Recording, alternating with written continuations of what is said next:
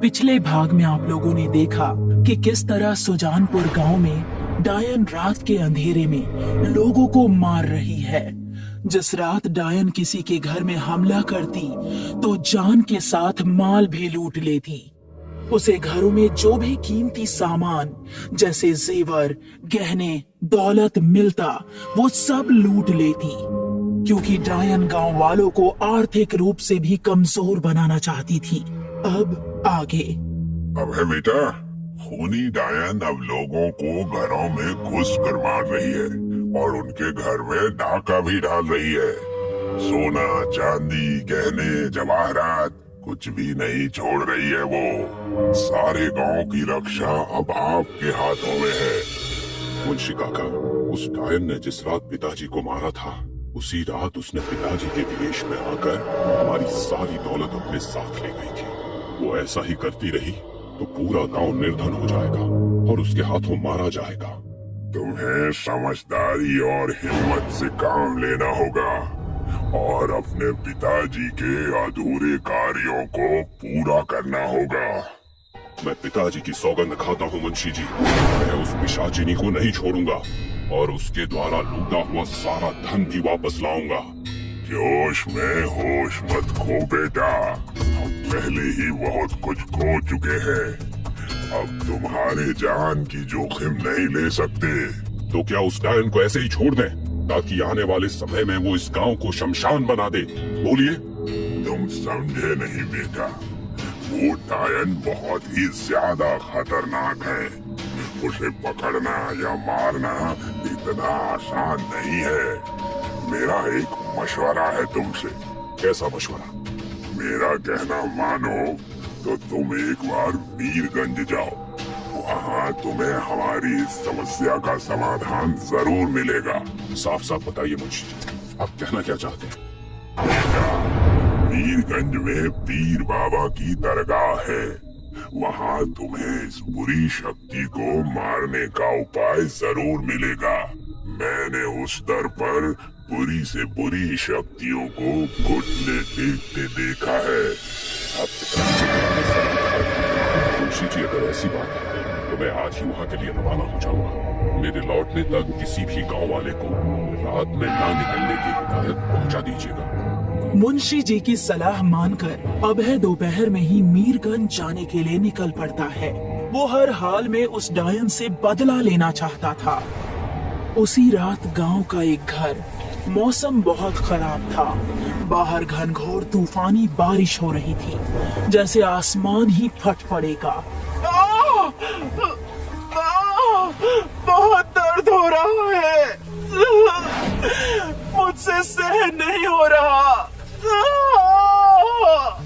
अजी सुनते हो, कमला के प्रसव का वक्त आ गया है। तुम तो दिन में ही शीला दाई को घर आने के लिए कहकर आए थे, तो फिर क्या हुआ? इसकी प्रसव पीड़ा बढ़ती ही जा रही है। मैं भी वही सोच रहा था कमला की माई। अब तो रात भी हो चुकी है और मौसम भी बहुत खराब हो रहा है। ऊपर से उस चुड़ैल का डर, मेरी तो खुद समझ में नहीं आ रहा। पर कमला के बापू, अगर दाई नहीं आई तो हमारी बिटिया और उसके होने वाले बच्चे की जान को खतरा हो सकता है। मुझे भी इसी बात का डर है। एक तो दामाद जी भी शहर गए हैं, पहली संतान है। आखिर हम बूढ़े लोग क्या करें?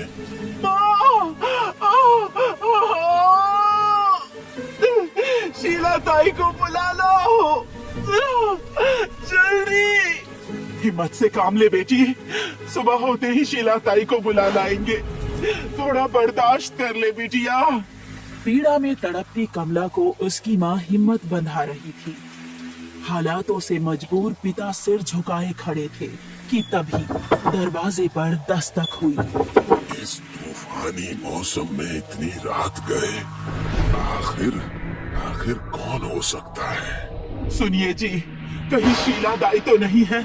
जल्दी दरवाजा खोलिए, आखिर वो हमारी मदद को आ ही गई। कमला के पिता आशंकित मन से दरवाजा खोलते हैं। सामने शीला दाई खड़ी मुस्कुरा रही थी। कमला के बापू, आप बाहर चले जाइए, अब मैं कमला को संभालती हूँ। बहुत बहुत उपकार शीला ताई, जो आप इतनी मुसीबत उठाकर हमारी मदद को आए। ये तो हमरा रोज का काम है बिटुआ। अब तो बाहर जा। कमला के पिता के घर से बाहर जाते ही दरवाजा अंदर से बंद हो जाता है। अचानक कमला के पिता को अचंभित कर देने वाला कुछ दृश्य दिखता है। अरे अरे, इतनी तूफानी बारिश में वो जमीन पर कौन पड़ा हुआ है? कोई महिला दिख रही है। क्या? हे भगवान, ये तो शीला दाई है और बेहोश पड़ी है। वो कौन है जो अंदर गई है? कहीं इससे पहले कमला के पिताजी कुछ समझ पाते, उन्हें कमला और उसकी माँ की खौफनाक चीख सुनाई पड़ती है। वो भागकर दरवाजे के पास पहुंचते हैं। एक ही झटके में धड़ाक से दरवाजा खुलता है और कमला के पिता के सामने डायन खड़ी थी, जिसके सफेद चेहरे पर सुर्ख आंखों से खून बह रहा था। उसके हाथों में घर से लूटी हुई जेवर की थैली भी थी। कमला के पिता की चीख भी उनकी हलक में ही अटक कर रह गई। डायन उन्हें लूटकर और मौत का खेल खेल कर वहां से जा चुकी थी। मीरगंज तो आ गया। किसी से पीर बाबा की दरगाह का पता पूछना होगा। सुनो भैया, ये पीर बाबा की दरगाह यहाँ से कितनी दूरी पर है? बाबूजी, दरगाह यहाँ से 2 किलोमीटर दूर है। आइए छोड़ देता हूँ, 5 रुपए लगेंगे। ठीक है भैया, चलो छोड़ दो फिर वहाँ तक। मीरगंज में नए लगते हैं बाबूजी, किसी खास काम से आए हैं क्या? जी भाई साहब, आपने सही समझा। मैं सुजानपुर के सरपंच का बेटा हूँ। हमारे गांव में एक डायन ने आतंक मचा रखा है। कई मासूम लोगों की जान जा चुकी है। उसी से बचने का उपाय ढूंढता हुआ यहाँ तक पहुँचा हूँ। तो आप बिल्कुल सही जगह आए हैं बाबूजी। पीर बाबा दरगाह में देश के कोने कोने से लोग इस प्रकार की समस्याएं लेकर आते हैं और छुटकारा पाते हैं। अच्छा तो भैया एक बात बताइए, मुझे वहाँ किससे संपर्क करना होगा? आपको वहाँ पर जलाल खान मिलेंगे। उन्हें आप अपनी समस्या बताइएगा। मुझे भरोसा है वो आपको परेशानी से बचा लेंगे। लगभग आधे घंटे बाद अभय पीर बाबा की दरगाह के सामने पहुंचता है। तांगे वाले को पैसे देकर वो विदा लेता है और दरगाह की तरफ बढ़ जाता है। भाईजान सलाम, मैं सुजानपुर गांव से आया हूँ। क्या आप बता सकते हैं कि जलाल खान कहाँ मिलेंगे? क्यों नहीं बरखुरदार, जरूर बताएंगे। आप अपनी आने की वजह बताइए, मैं उन तक ये बात पहुंचा देता हूँ। उसके बाद वो खुद आपको अपने पास बुलाएंगे।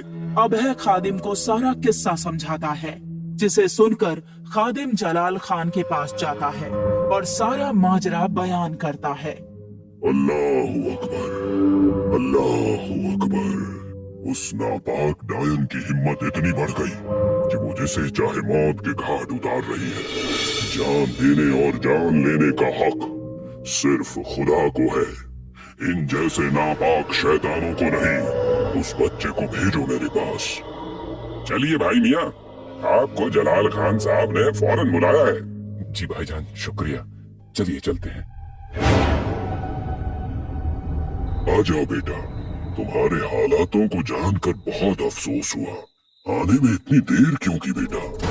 मेरे पिताजी ने उस डायन को पकड़ने की हर संभव कोशिश की, पर वो हाथ नहीं आई, बल्कि मेरे पिताजी को भी मार दिया और हमारी दौलत भी लूट कर ले गई। सब्र से काम लो बेटा। अब तुम इस पाक दर पर आ गए हो, तो इसका उपाय भी जरूर मिलेगा। वो नापाक रूह है, आसानी से हार नहीं मानेगी, पर तुम खुदा पर भरोसा रखो। तो फिर आप कृपा करके उपाय बताएं। मुझे एक बात बता बेटा, वो डायन ऐसा क्यों कर रही है? क्या तू इस बारे में कुछ जानता है? क्योंकि जब डायन किसी की जान लेती है तो उसके पीछे कोई ना कोई वजह जरूर होती है। जहाँ तक मुझे जानकारी है, इस विषय में मैंने कभी कुछ नहीं सुना कि वो डायन कौन है, कहाँ से आई है और हम गांव वालों को क्यों मार रही है। कोई बात नहीं बेटा, वो मैं पता लगा लूंगा। चल मेरे साथ, तुझे कुछ दिखाता हूँ जो आगे तेरे काम आएगी और उस खूनी डायन की मौत की वजह भी बनेगी।